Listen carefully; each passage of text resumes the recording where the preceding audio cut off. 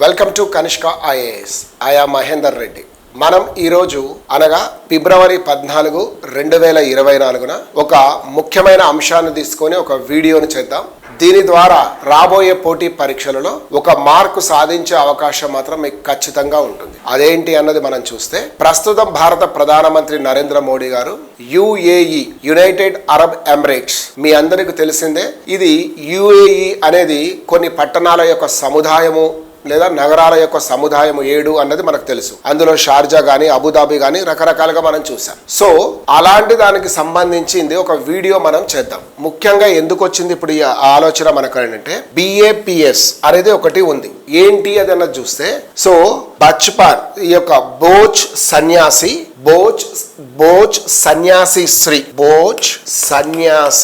శ్రీ రైట్ ఏ Akshar Purushottam Shrinarayana temple. So BAPS బోధ్ సన్యాసి శ్రీ అక్షర పురుషోత్తం నారాయణ స్వామి దేవాలయాన్ని నరేంద్ర మోడీ గారు ఈ రోజు అక్కడ ఓపెన్, అంటే ఈ యొక్క పూజ, విగ్రహ ప్రతిష్టాన మొదలైనవన్నీ కూడా అక్కడ జరగబోతున్నాయి అనేది మనకు తెలుసు. సో దీనికి సంబంధించింది మనం చూస్తూ ఉన్నప్పుడు, మొత్తం మనకు మిడిల్ ఈస్ట్ లేదా వెస్ట్ ఏషియా అని పిలువబడే ఈ ప్రాంతంలో అత్యంత పెద్ద హిందూ దేవాలయం ఏదైనా ఉంది అంటే ఈ యొక్క బోచ్ సన్యాసి అక్షర్ పురుషోత్తం స్వామి నారాయణ గారి యొక్క దేవాలయం అని మనం చెప్పొచ్చు. దాదాపు ఇది 24 ఎకరాల విస్తీర్ణంలో నిర్మించబడుతుంది. అబుదాబి పట్టణం నుంచి హైవే పైన దీన్ని నిర్మించారు. దాదాపు ఇది 108 అడుగుల యొక్క ఎత్తు, దాదాపు 282 ఒక వెడల్పుతో పాటు పెద్ద కాంప్లెక్స్ అనేదాన్ని ఒకదాన్ని మనం ఇక్కడ నిర్మించడం అనేది జరిగింది. సో ఇది దీని యొక్క విశేషాలు అని చూస్తే,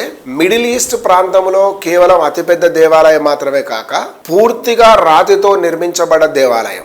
దీని యొక్క ఫౌండేషన్ అనేది మనకి ఎప్పుడు పడింది అన్నది కనుక మనం చూస్తే, 2014 నుంచే దీని యొక్క ఫౌండేషన్ పడి 2015 తర్వాత దీని యొక్క వేగం అందుకొని చివరికి ఇంతకాలానికి యొక్క దేవాలయం అనేది పూర్తి అయ్యింది అనేది మనకు తెలుసు. దీనికి సంబంధించి ఈ యొక్క వైట్ మార్బల్స్ లేదా ఈ యొక్క పాలరాతి ఏవైతే ఉన్నాయో వాటన్నింటిని రాజస్థాన్ నుంచి తీసుకొని వెళ్లి అక్కడ సమకూర్చబడిన స్తంభాలుగా మనం చెప్పొచ్చు. దాంతో పాటుగా గుజరాత్ మరియు రాజస్థాన్ కు సంబంధించిన శిల్పకారులు, కళాకారులు మరియు కార్మికులు వెళ్లి దీన్ని నిర్మించారని మనం చెప్పొచ్చు. సో ఎటువంటి కాంక్రీట్ అండ్ సిమెంట్ వాడకుండా అయోధ్యలో రామ మందిరం ఏ విధంగా పూర్తిగా రాతితో కట్టడం, ఉపయోగించి కట్టడం నిర్మించారో అదే కట్టడం, అదే పద్ధతిలో ఇక్కడ కూడా నిర్మాణం అనేది కొనసాగింది. అది మాత్రమే కాక పునాదులలో అత్యాధునికమైన సెన్సార్లతో పాటు భూకంపాలు వచ్చినా, ఇతరాతర ప్రకృతి వైపరీత్యాలు ఏదొచ్చినా తట్టుకునే విధంగా ఈ యొక్క దేవాలయ నిర్మాణం జరిగింది అని చెప్పొచ్చు. మరి ఎందుకు ఈ యొక్క మిడిల్ ఈస్ట్ మరియు వెస్ట్ ఏషియా, సెంట్రల్ ఏషియా అనగానే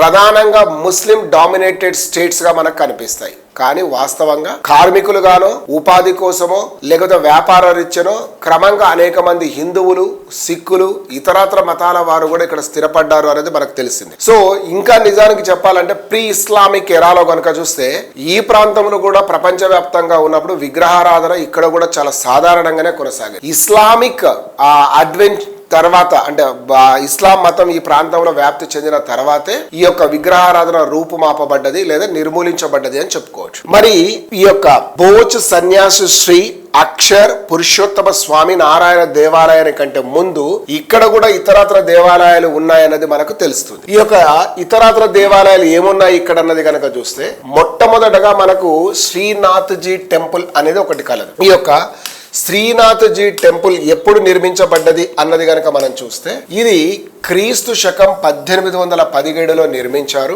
ఇది బహ్రెయిన్ నందు నిర్మించడం అనేది జరిగింది. మరి శ్రీనాథ్ జీ అని ఎవరిని అంటామంటే, లార్డ్ కృష్ణ, శ్రీకృష్ణ భగవానుడిని గుజరాత్ ప్రాంతంలో శ్రీనాథ్ జీగా కూడా మనం గౌరవించడం అనేది జరిగింది. అంటే శ్రీనాథుడు అంటే ఆ యొక్క విష్ణు స్వరూపుడైన శ్రీకృష్ణుడినే మనం చెప్పుకోవచ్చు. ఒకటి. మరి 1817లో ఎందుకు అక్కడ నిర్మించారు అన్నది కనుక మనం చూస్తే, వాస్తవంగా ఇక్కడ 14వ శతాబ్ద కాలానికే తట్టాయ్ అని పిలువబడే కొంతమంది హిందువులు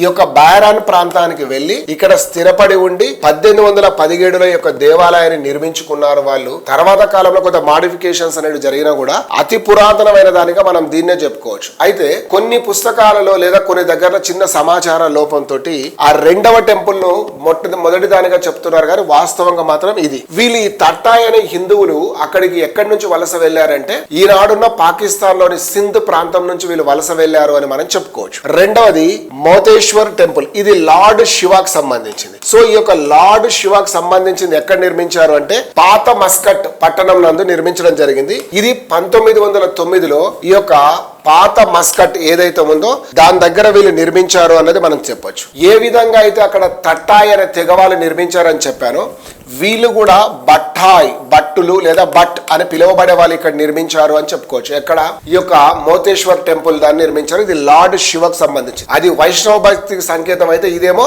శైవ భక్తి దానిలాగా మనకు కనిపించింది. మూడవది వచ్చేసి ఒక హిందూ టెంపుల్ అనేది నేను ఒకటి రాశాను. ఇది 1958 నందు నిర్మించబడింది. కానీ దీని నిర్మాణంలో ఏంటంటే ఇక్కడ సిక్కులు ప్రధానంగా దీన్ని నిర్మించింది. ఒకటే కాంప్లెక్స్ లో లార్డ్ శివ, లార్డ్ కృష్ణ మరియు గురుద్వారా 3 ఒక దగ్గర పొందుపరచబడ్డాయి. ఇది దుబాయ్ నందు నిర్మించారు అన్నది మనం చెప్పొచ్చు. అయితే 2022కు వచ్చే వరకు దీన్ని హిందూ టెంపుల్ కొంత రినోవేట్ చేసి అక్కడ నుంచి రీలొకేట్ చేయడం జరిగింది. దీంతో సపరేట్ గా హిందూ దేవతలైన ఎవరైతే ఉన్నారో లార్డ్ శివ, లార్డ్ విష్ణు ఒక కాంప్లెక్స్ లోను, సింధీ గురుద్వారా అంటే గురుద్వారాను సపరేట్ గా ఒక దగ్గర నిర్మించారు. అయితే ఇది ఒకటి జరిగింది 2022కు వచ్చే వరకు. మరి ఇప్పుడు ఈ యొక్క BAPS ఏదైతే బోచ్ సన్యాసి శ్రీ అక్షర్ పురుషోత్తం స్వామి నారాయణ గారి యొక్క ప్రత్యేకత ఏంది అన్నది చూస్తే, ఇంతకు ముందు ఉన్న దేవాలయాలు ఇలా పూర్తిగా దేవాలయం లాగా అనే మోడల్లో కాకుండా విల్లాలా లేదా గృహ సముదాయాల లాగా ఉన్నాయి. లైక్ ఏ రెసిడెన్షియల్ కాంప్లెక్స్ లాగా ఉన్నాయి. ఇట్ వాజ్ కంప్లీట్లీ ఒక టెంపుల్ నిర్మాణం అనేది ఇక్కడ కొనసాగింది అనేది మనం చెప్పుకోవచ్చు. So this is the important topic for exam point of view. What's tour of Narendra Modi in UAE అన్నది నా అభిప్రాయం. Thank you all. Will meet with new video tomorrow.